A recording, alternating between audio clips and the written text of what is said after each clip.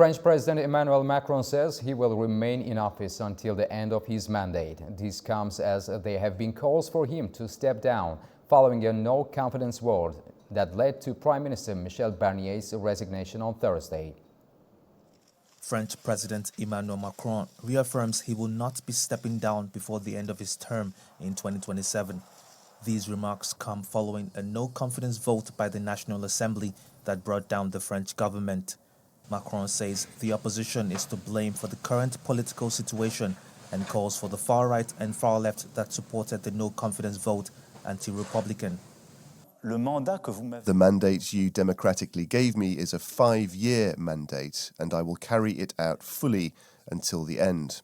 We cannot allow ourselves to be divided or do nothing. That's why I'll name a Prime Minister in the coming days.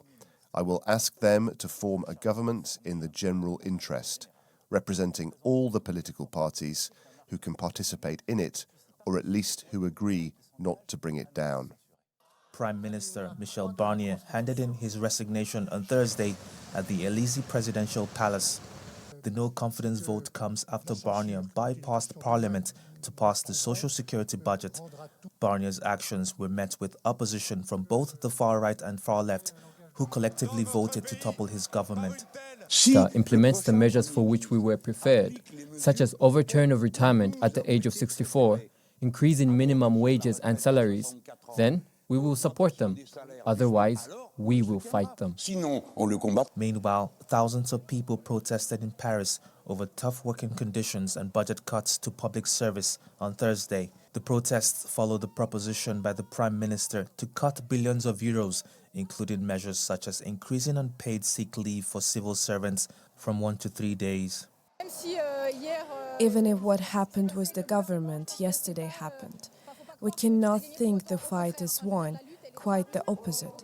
The fight is in the street and we need to mobilize all together, otherwise we will never win anything. The working conditions of people in hospitals are catastrophic, so we really need to mobilize today and tomorrow. Many hope that the new Prime Minister will bring desired changes.